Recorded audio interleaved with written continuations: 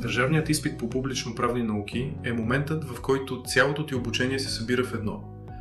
Но проблемът не е в обема, а в липсата на структура. Повечето студенти започват да четат всичко – конституционно право, административно, финансово, без ясна система. И така се губи най-важното – логиката между темите. Подготовката за държавен изпит не е въпрос на повече четене. Тя е въпрос на правилна структура. Публично-правните науки се изграждат около няколко основни ядра – държавна власт, административна дейност и публични финанси. Не учи темите изолирано, свързвай ги. Виж как конституционните принципи се проявяват в административното право и как финансовото право осигурява ресурсите на държавата. На държавния изпит не се търси просто знание. Търси се разбиране и способност да мислиш юридически. Учение за Конституцията. Учредителна власт. Конституцията като юридически акт. Основни начала на Конституцията на Република България от 1991 година. Конституцията е основен правен акт, който установява основните принципи на държавното управление, регулира правата и задълженията на гражданите и органите на властта. Тя има висша правна сила, като всички други нормативни актове трябва да съответстват на нея. Конституцията определя формата на държавното управление, поставя права и задължения на гражданите и регулира организацията на държавната власт, както и нейното разделение. Конституцията също така служи като основа, върху която се изграждат всички останали закони и правни норми в държавата. Конституцията има висока юридическа сила. Това означава, че тя е основният правен акт с най-голяма правна сила в държавата. Всички останали закони и подзаконови актове трябва да съответстват на принципите и нормите, заложени в Конституцията.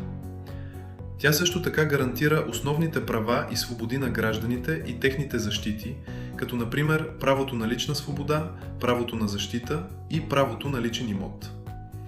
Стабилността на Конституцията се постига чрез сложната процедура за нейното изменение, което осигурява стабилност в държавния ред и правната система.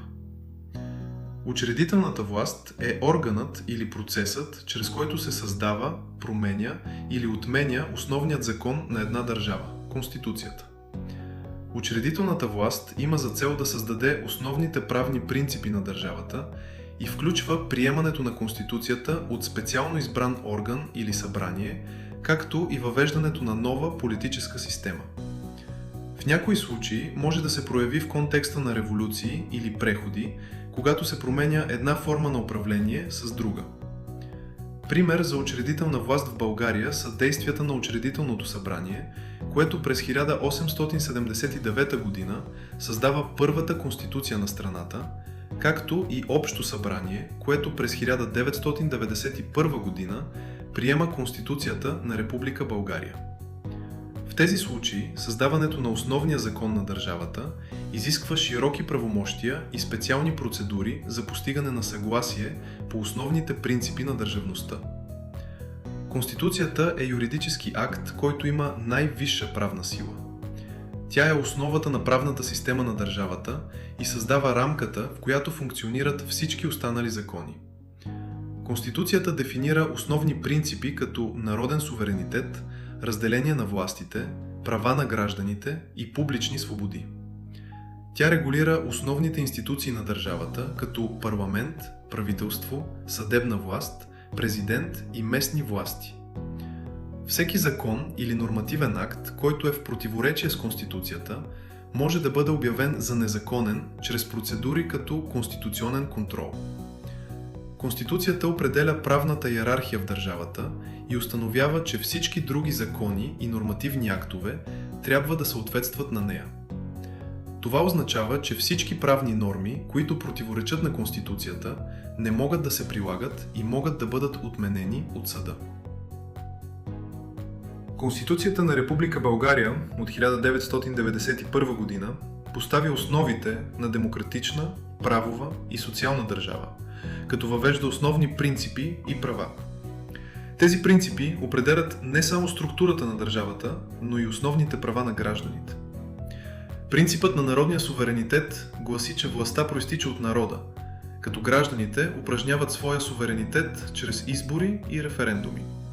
Това означава, че правото на избор е неотменимо и основно право на всеки гражданин. Принципът на разделение на властите е основополагащ за демократичната система. Според този принцип, властта в държавата се разпределя между три основни органа – изпълнителната власт, законодателната власт и съдебната власт. Всеки орган има своите функции, а властите се ограничават взаимно, за да се осигури баланс и да се предотврати злоупотреба с властта. Принципът на правовата държава означава, че всички действия на държавните органи и лица трябва да са в съответствие с закона. Никой не е над закона и всеки гражданин може да търси защита на своите права в съда. Принципът на парламентарната република предвижда, че България е парламентарна република, в която Народното събрание играе основната роля в процеса на законодателство. Правителството е отговорно към парламента и се отчита за своите действия пред него. Конституцията също така гарантира основни права и свободи на гражданите, които не могат да бъдат нарушавани.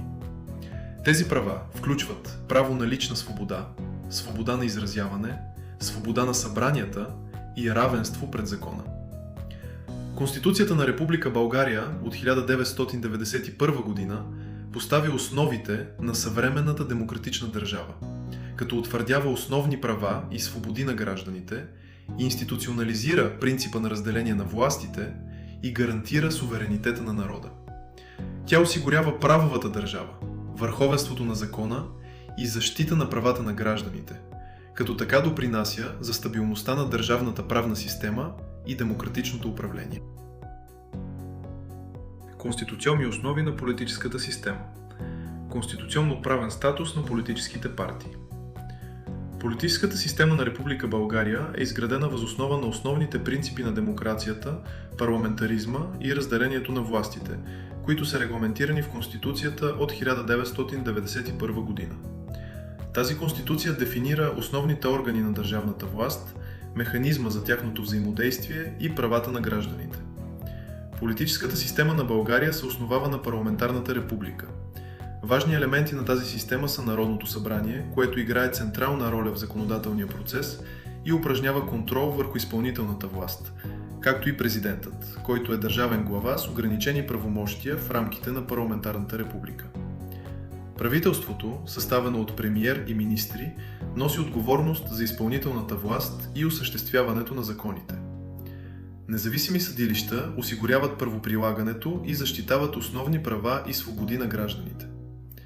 България функционира като парламентарна република, което означава, че Народното събрание има основната роля в формирането на изпълнителната власт и в контрола върху правителството. Парламентът приема закони, одобрява бюджета на страната и осъществява контрол върху работата на правителството. Основните принципи на парламентаризма включват равенството на политическите субекти, мажоритарен принцип при изборите, представителство на народа чрез избраните народни представители и отговорността на правителството пред парламента. Политическите партии в България играят централна роля в политическата система, като основни носители на политическата воля на гражданите, които ги избират на избори. Конституцията гарантира правото на свобода на сдружаване и създаване на партии, като това е основно право за осъществяване на политическата воля на гражданите. В това видео очертахме основния подход към подготовката.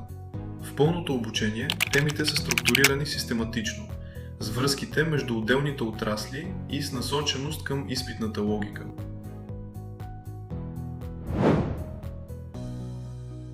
Държавният изпит не е тест на паметта, той е тест на разбирането.